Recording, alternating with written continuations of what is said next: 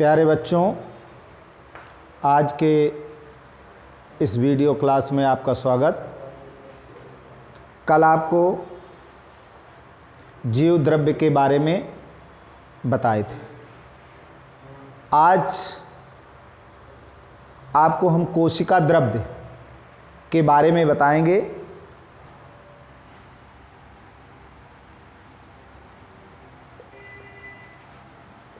कोशिका द्रव्य, जिसको हम साइटोप्लाज्म कहते हैं। कोशिका द्रव्य जो है, कल आपको प्लाज्मा झिल्ली बताए थे, जिसको कोशिका कला कहते हैं। प्लाज्मा झिल्ली और केंद्रक के बीच घिरे हुए भाग को हम कोशिका द्रव्य कहते हैं। इस कोशिका द्रव्य में दो प्रकार की वस्तुएं पाई जाती हैं, सजीव अंतर वस्तुएं, निर्जीव अंतर वस्तुएं। सजीव अंतर वस्तुएं में तमाम प्रकार के आपके कोशिका में पाए जाने वाले जो भाग होते हैं, जिनको हम कोशिकांग कहते हैं, इन्हीं को हम अंगक कहते हैं, ऑर्गेनेल्स कहते हैं, ये इसमें पाए जाते हैं। अब इन सजीव कोशिकांगों के बीच के बारे में हम आपको आज बताएंगे। इसमें आपको पहला कोशिकांग आपका है अंतः प्रद्रव्य जालिका।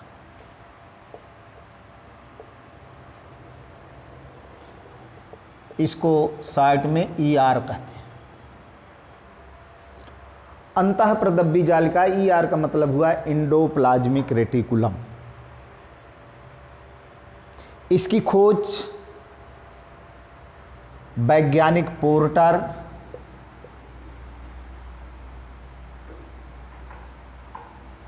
मुख्य तो पोर्टर हैं, लेकिन इसके अतिरिक्त भी इनके दो सहयोगी हैं।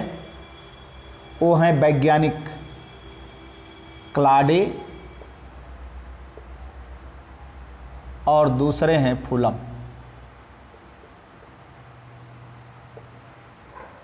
इन दोनों सहयोगियों के सहयोग से वैज्ञानिक पोर्टर ने अंतः प्रद्रव्य जालिका, एंडोप्लाज्मिक रेटिकुलम की खोज किया। इन्होंने देखा कि कोशिका द्रव्य में कुछ नलिकाओं का जाल जैसे फैला हुआ हमको दिखाई देता है, और उसी जाल जैसी फैली हुई संरचना को इन्होंने अंतः प्रद्रव्य जालिका कहा। आखिरकार कोशिका द्रव्य में ये जो जाल जैसी नलिकाएं हैं, ये हमको तीन रूपों में दिखाई देती हैं। पहला तो इसका जो है रूप लंबी नलिका के रूप में होता है।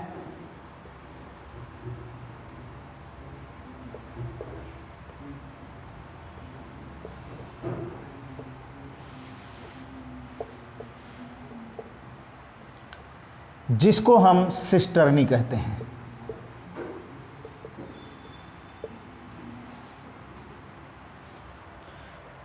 ये ऐसे लंबी आकृति में ऐसे संरचनाएं होती हैं।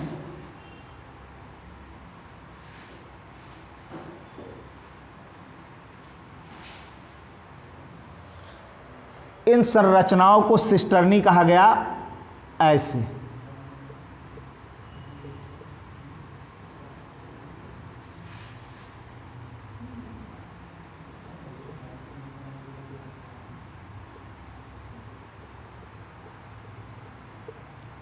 और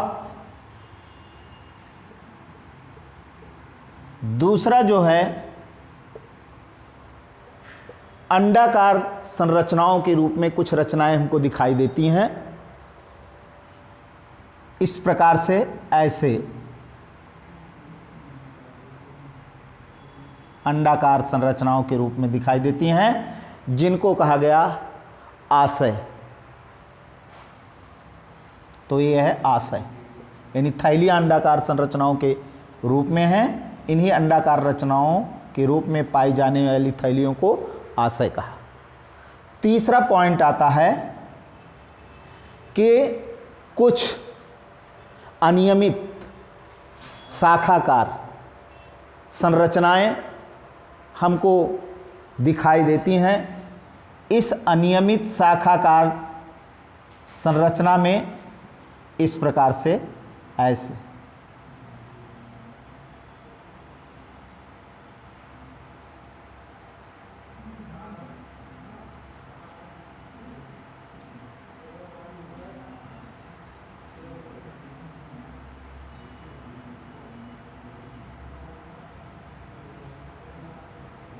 ऐसे अनियमित शाखाकार संरचना के रूप में कुछ नलिकाएं हमको दिखाई देती हैं और इनका नाम दिया गया नलिकाएं।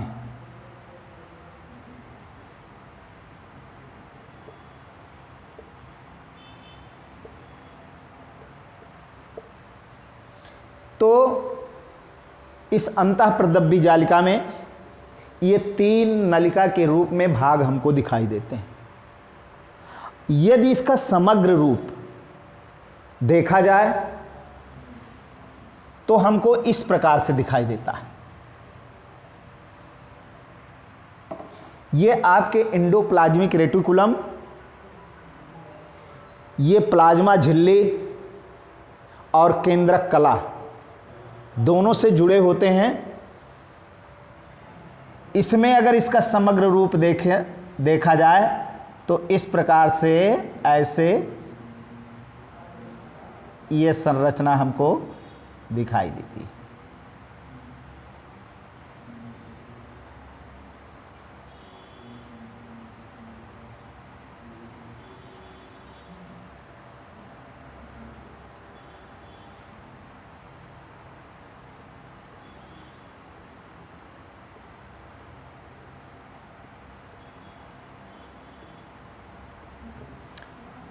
ये ऐसी संरचनाएं हमको कोशिका द्रव्य के इस कोशिकांग में देखने को मिलती, जो कि केंद्रक और प्लाज्मा झिल्ली से जुड़ी। इसमें जो है आपको ये छोटे छोटे बिंदु के आकार की संरचनाएं इन नलिकाओं से जुड़ी हुई जो दिखाई दे रही हैं, ये राइबोसोम के कण हैं।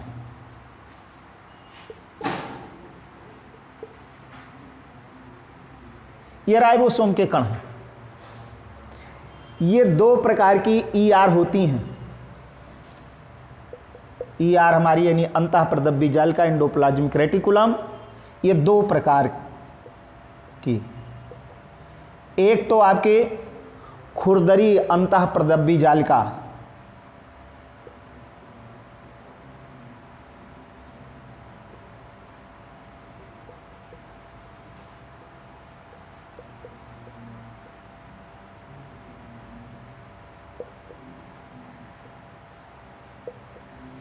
जिसको हम RER कहते हैं शॉर्ट में,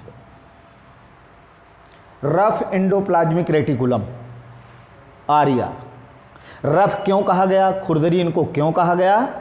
बच्चों आप ध्यान दें कि यहाँ आप देख रहे हैं कि इनके ऊपर छोटे छोटे जो कण आपको राइबोसोम के दिखाई दे रहे हैं। इस कारण से इस अंतःप्रदब्बी जालिका को खुरदरी अंतःप्रदब्बी जालिका कहा गया।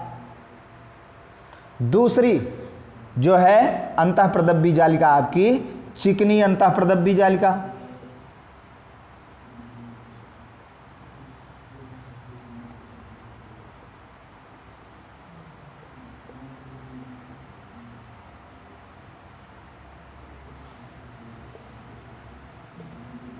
चिकनी अंतःप्रदब्बी जालिका।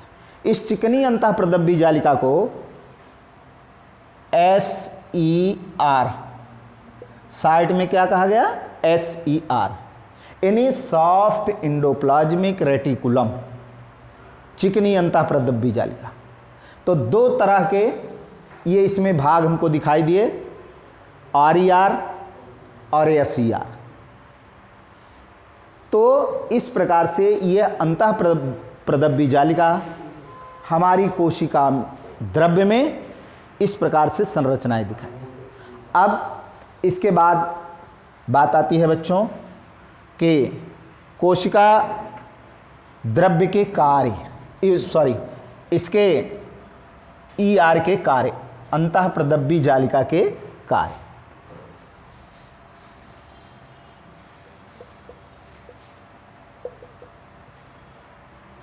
अंतःप्रदब्बी जालिका, चूंकि कोशिका द्रव्य में केंद्रक के बीच, कोशिका द्रव्य और केंद्रक के बीच जो पदार्थों का आवागमन है, उस आवागमन को जारी रखने का कार्य, स्थानांतरण करने का कार्य ये करते हैं। तो कोशिका द्रव्य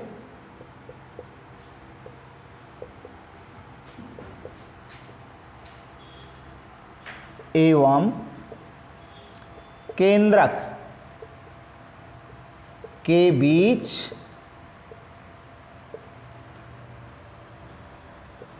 पदार्थों का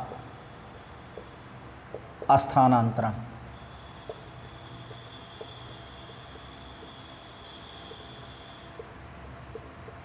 करना। दूसरा, कोशिका द्रव्य और केंद्रक के बीच परिवहन के लिए, भाई पदार्थों का स्थानांतरण होगा, उसका परिवहन होगा, तो उसके परिवहन के लिए नलिकाओं का निर्माण करना, क्योंकि ये पदार्थ किसके माध्यम से जाएंगे? नलिकाओं के माध्यम से जाएंगे। इसलिए दूसरा पॉइंट है कि कोशिका द्रव्य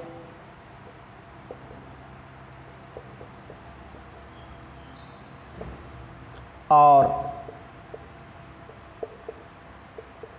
केंद्रक के बीच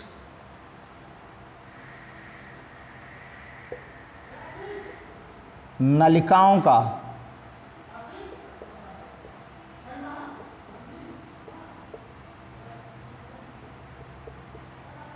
निर्माण करना।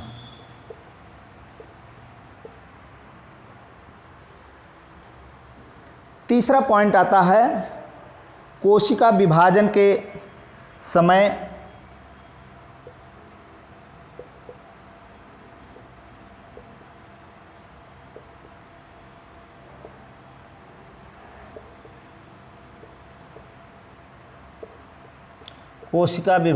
समय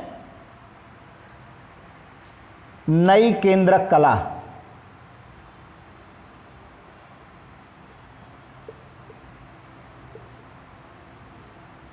केंद्रक कला का निर्माण करना। और चौथा पॉइंट आता है कि अभी हमने आपको बताया कि ये दो प्रकार के ER हमारे होते हैं, खुरदरी अंतःप्रदब्बी जालिका यानी RER। RER पर लगे राइबोसोम के कण जो होते हैं ये प्रोटीन संश्लेषण का कार्य करते हैं, यानी RER पर लगे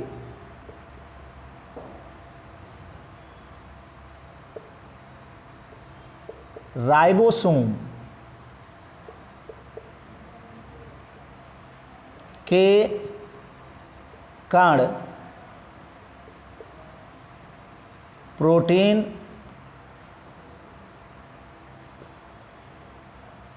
संश्लेषण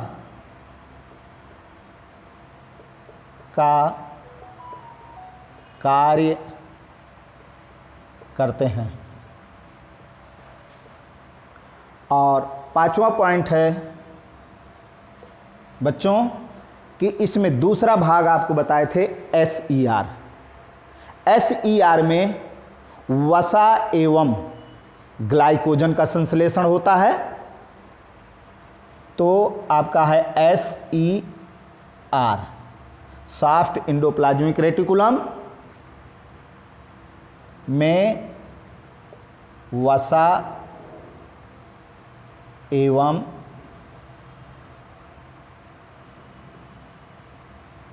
ग्लाइकोजन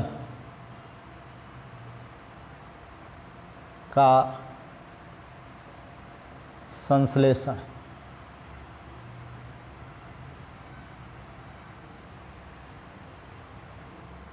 होता है।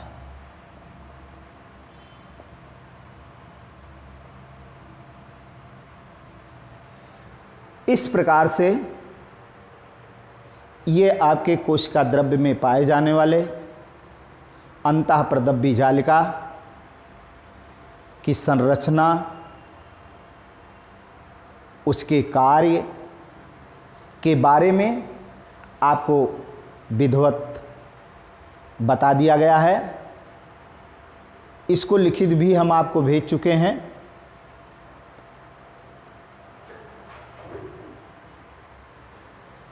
तो